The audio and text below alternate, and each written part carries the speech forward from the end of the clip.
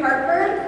Beautiful city. Last time I was here, it was significantly, or last time I was in Connecticut, in New Haven actually, it was significantly snowier, and I remember distinctly dragging my suitcase to the entire city and then falling on my posterior in a large puddle. So this is much nicer, I have to say.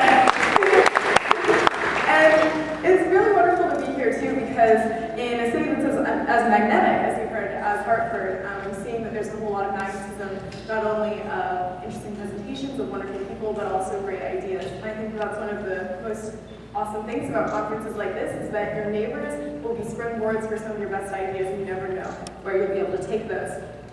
So I wanted to start with a question, actually, that I saw in a documentary I was watching about something called Independent Project. And it was asked by a student in Mount Whalen. He said, how can you teach someone about the world when you're isolating them from the world?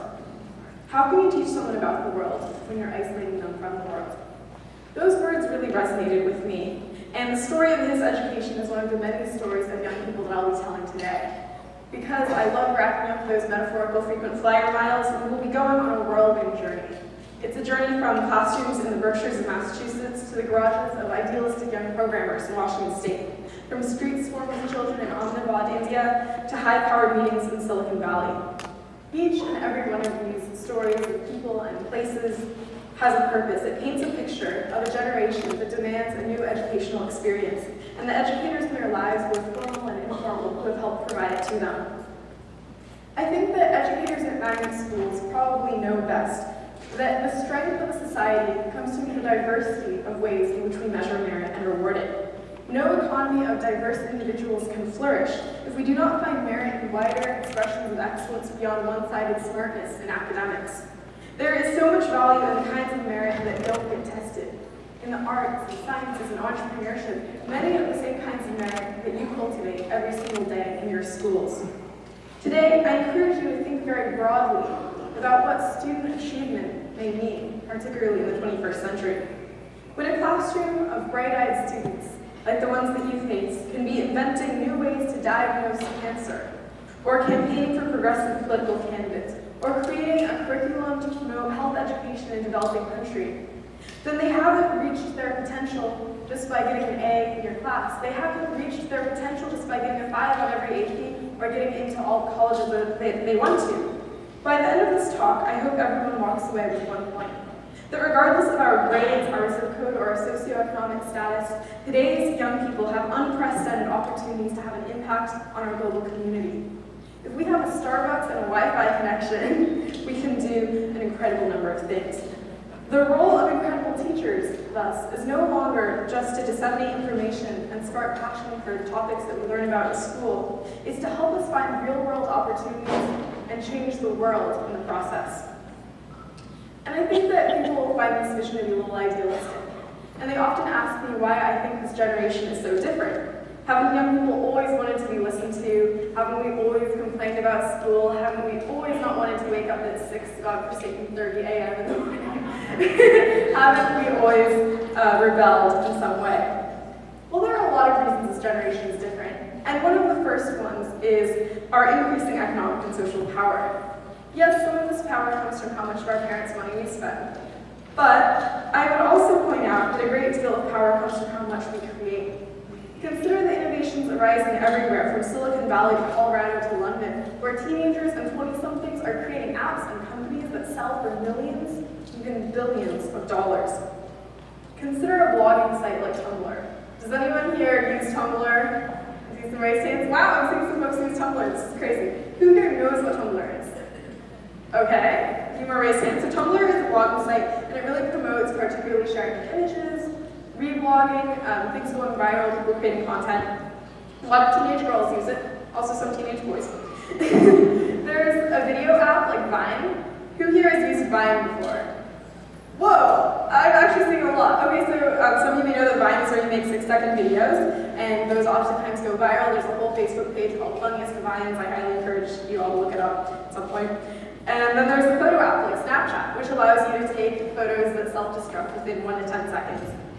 Now, these might seem like really silly little inventions. I mean, who wants to send a 10-second photo? But Twitter bought Vine, the app that lets you film 6-second videos, for $970 million. Yahoo bought Tumblr for $1.1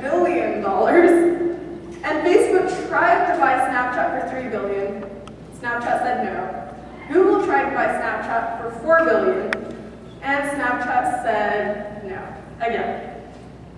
So the story behind Snapchat, to give you a quick overview, is that two Stanford University students named Evan Spiegel and Bobby Murphy floated this idea in their product design class. They wanted to create an app that would let you take photos that destroyed themselves in 10 seconds. Months later, they quietly launched the app from Bobby's dad's living room, and by May 2012, users were using it to send over 25 images per second. By November, over 1 billion photos were shared. This from a couple of kids who just had an idea in the product design class. This is what one op-ed piece I read calls the millennial American dream. In no other time in history could the decisions of some of the largest companies in the world be driven by a demographic that includes people like me who are too young to drink, to vote, or serve in the military. What we have instead of all of these exalted powers are our smartphones. And these little devices are how we drive the trajectory of some of the world's largest companies, media, and tech giants, maybe without even knowing that we are. But the question I ask, particularly right here, right now, is can we determine the trajectory of our schools?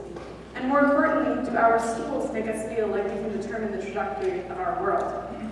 My peers and I want to be parts of projects and companies and cultures that we're excited about.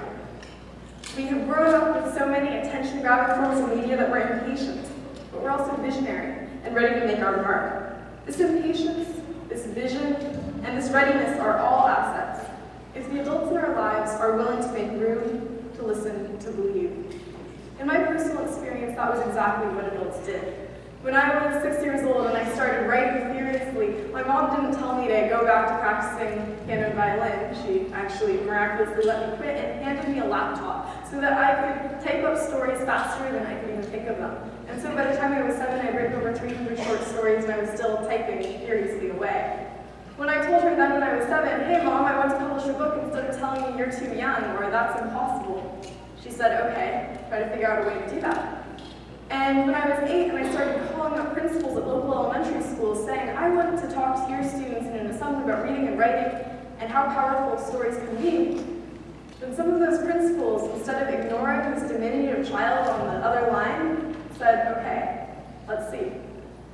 So I really credit the fact that adults looked at me and saw someone who was impatient and visionary and ready instead of just seeing a kid or, at this point, teenager. If you want to shift the disruptive mindset of the most interconnected generation in history into your school, then you have to work more like an organism and less like an organization. What I mean by that is that you have to be a living, breathing, changing, responsive place. You have to show this in everything you are and everything you do, so that those that join you are not there to work their way up through a firm structure, but immediately be part of a living system, where they feel like they can contribute and have an impact. A living system is essentially the most succinct definition of the independent project, which was the subject of that documentary I was watching. Matt Whalen, the kid who asked how to teach someone about the world when they're being isolated from it, and he was one of their founding members. It was basically built around the idea that students could be very powerful drivers of their own learning. And instead of focusing on spoon-feeding a set curriculum to the students, the independent project revolved around questions and projects. Half of the day was for a major independent endeavor the student proposed, such as writing a novel or learning an instrument, and half the day for inquiry-based learning in the natural and social sciences. They addressed questions ranging from, is there science behind old wives' tales, to how do mice react to aromatherapy? I'm still really looking for the answer to that question. They read more books in 8 weeks when their school's AP Lang class read in a school year, and what's more, they loved it. Before critics say, well, this was just some group of exceptionally motivated kids and that really isn't scalable, realize this. Students in this project came from across the academic spectrum. They were straight A students and they were special ed students. And they all piled into the spare room that was the head coach's office and the girls' locker room, and they started transforming it into a home base for learning. They painted the walls and brought in shelves and books. It may have been within the walls of a school, but in many ways it transcended this bubble that our schools often create for us. What I find most powerful ultimately about this project is that all the students took on a project of collective social significance, so the impact of this one learning project wasn't limited to these students who saw new ways of learning, but it actually spread out to the community. And this whole idea of a collective project with social significance is something that happened halfway across the world in Ahmedabad, India as well, where someone named Kiran Mirsafi, principal at the Riverside School there, gave a TED Talk on education.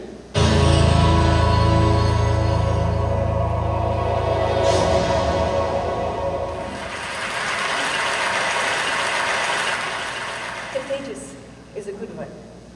Even in the times of H1N1, I like the word.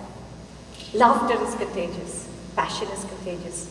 Inspiration is contagious. We've heard some remarkable stories from some remarkable speakers. But for me, what was contagious about all of them was that they were infected by something I call the I can bug. So the question is, why only them? In a country of 1 billion people and some, why so few? Is it luck? Is it chance? Can we all not systematically and consciously get infected? So in the next 8 minutes, I would like to share with you my story. I got infected when I was 17. When as a student of the design college, I encountered adults who actually believed in my ideas, challenged me, and had lots of cups of chai with me. And I was struck by just how wonderful it felt, and how contagious that feeling was. I also realized I should have got infected when I was 7. So when I started Riverside School 10 years ago, it became a lab to prototype and refine a design process that could consciously infect the mind with the I can bug. And I uncovered that if learning is embedded in real-world context, that is, if you blur the boundaries between school and life, then children go through a journey of aware, where they can see the change, enable, be changed, and then empower, lead the change. And that directly increased student well-being. Children became more competent and less helpless. But this is all common sense. So I'd like to show you a little glimpse of what common practice looks like at Riverside. A little background. When my grade 5 was learning about child rights, they were made to roll incense sticks, agarbattis, for 8 hours to experience what it means to be a child laborer. It transformed them. What you will see is their journey, and then their utter conviction that they could go out and change the world.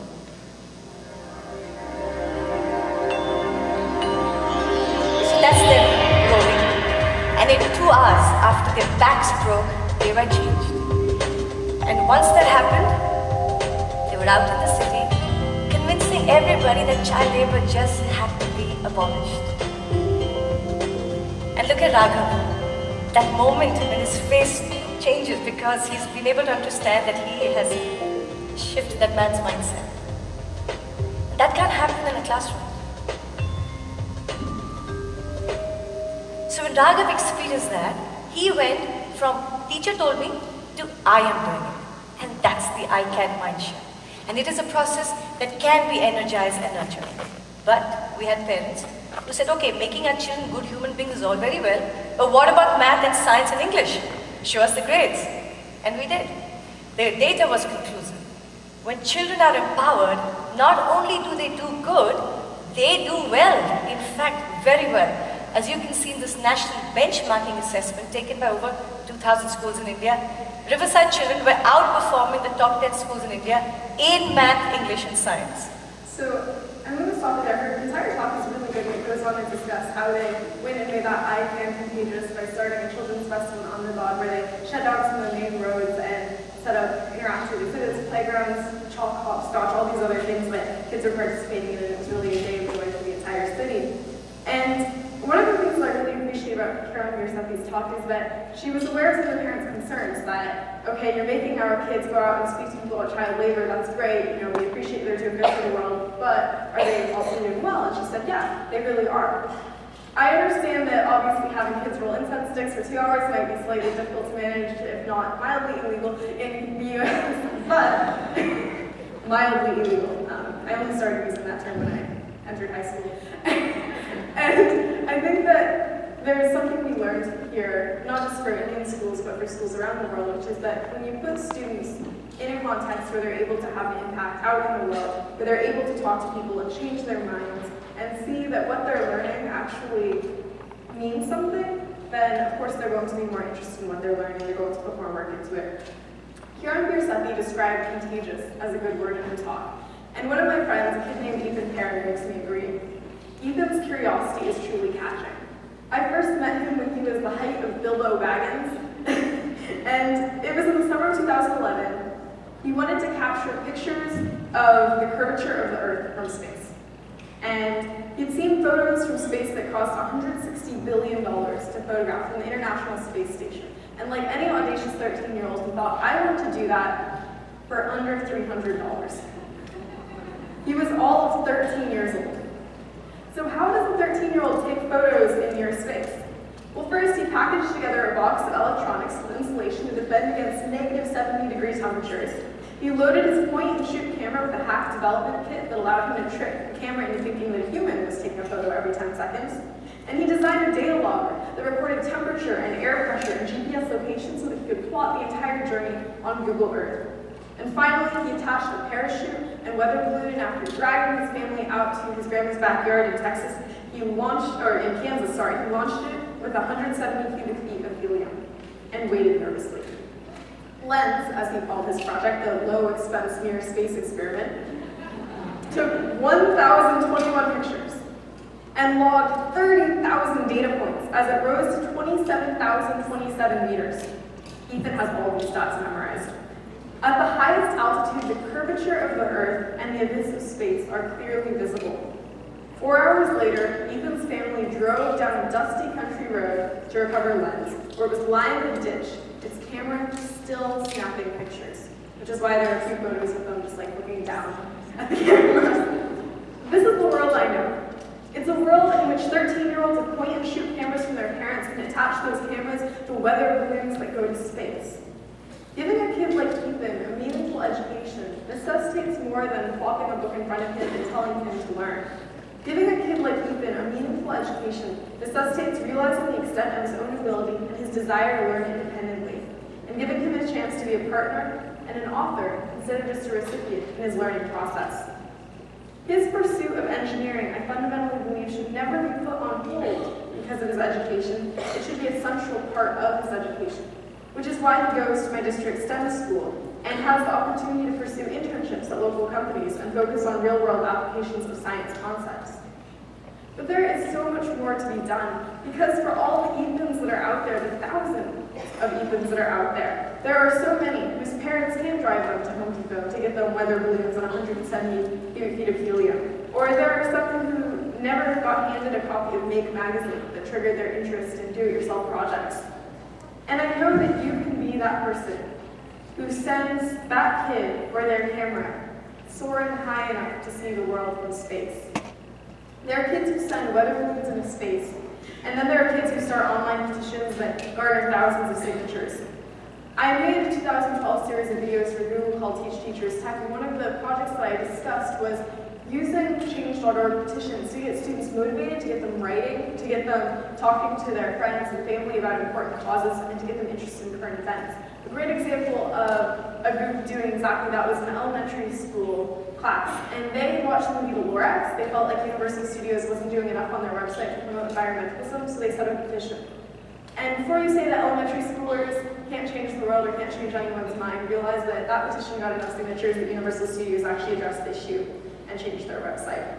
A group of teenage girls got sent to magazine to promise to not egregiously Photoshop their models anymore. And another group of teenage girls pushed for the first female moderator in the US presidential debates in way too many years. So there's so much potential for students to have an impact within the context of their schools in a way that stretches beyond the scope of normal projects. When we bring the diorama in for our 4th grade history class, you know that it's pretty and it's gorgeous, and maybe our parents worked on it last night, but it sits there in the corner, and it doesn't go beyond that corner. I think that what students want is to go beyond that corner. We want to push through the walls of the classroom. When I went to the TED conference in 2010, that was very much a pushing beyond the corner experience. And I quickly found that I was the only 12-year-old in the room. I would literally walk into a party and people's heads would turn, and I would feel like, oh my god, I'm so little, in a way that I never had walking through the halls of school. Where some people might have found that to be special or cool, that I was young and that people paid attention to me, I found it to be really depressing. Not just because I wanted friends to hang out with at TED, but also because ideas worth spreading have no age limit and shouldn't be treated like they do. I wanted my friends back home to be able to access a marketplace of ideas as easily as I could. So I started a TEDx, or independently organized TED event, called TEDx Redmond, with a committee of all youth, speakers who were all youth, and an audience that numbered 700 in our first year quickly grew to 1,000. Organizing platforms like this is an excellent solution to the problem of students with a tremendous amount of potential and drive wandering around school, getting A's, doing well, but with their real dreams sitting in the back of their head or in the corner of that classroom with their real dreams deferred. In fact, Michael Shermer, who edits Skeptic magazine and is a professor at Chapman College, says that instead of a traditional final assessment with an essay or multiple choice test, he has the students prepare a TED Talk. An 18-minute talk about some really important idea in their lives. They rehearse it, they present it, it's a really big deal. And he says the importance of their ideas has blown him away. Your future and the future of the world is as bright as our ability to harness this kind of insatiable, unstoppable brilliance. So why are we waiting? I have countless friends who are equally motivated, curious, and passionate about a variety of topics as I am. Yet they have never stood on a conference stage or answered questions on a TV interview or presented research in an international competition. And those of us who had those opportunities received them not because we were more gifted, not because we were more eloquent, not because we had special connections, but simply because we were lucky. And because we did so much outside of school. I had to present a little pink excused absence sheet to my teachers to sign, probably the 8th or 9th or 10th I've done this year. I've missed a lot of school, maybe about 40 days. My teacher said, "Adora, can I ask you a candid question?" I said, "Sure." She said, "You've missed a lot of school through these opportunities. Has it been worth it?" And I didn't hesitate to answer. "Yes," I said. "Yes, because the experiences I've had across 3 continents and more than a dozen countries have allowed me to meet some of the most incredible people on this planet, including a fair number of my own age. Because I realized something very important, that these incredible people at these conferences have not necessarily always been the most famous people, the speakers up on the stage, the Nobel Prize winners. They're the professors I make awkward eye contact with after reaching for the same math room and proceed to have an hour-long conversation about physics with. They're the young inventors who have come up with revolutionary devices to solve global problems. And more often than not, they are the supposedly ordinary students who I have interviewed on panels who have truly extraordinary stories, because we all do. That's why I'm hosting a student voice panel here today. That's why I told the stories of young people who succeeded because of what they did outside of school. And that's why I exhort all of you, instead of wondering, as generations of teachers have, simply how to bring the world to your classroom, why not bring your students to the world? There's a world outside that is so much bigger than the subjects we're learning, and my peers and I yearn for it. Because the role of incredible teachers, as I stated earlier, is more than disseminating information and sparking passion. It's making us explorers who seek opportunities and define what merit means on our own terms. There's a world out there of startups and science fairs and slam poetry competitions. And it's a world that we often feel separated from within our schools. But that's by accident and not design, so we can change it with purposeful intent. We can, and I hope we will. I want to welcome on stage students who will tell you stories of teachers who have helped them do exactly that.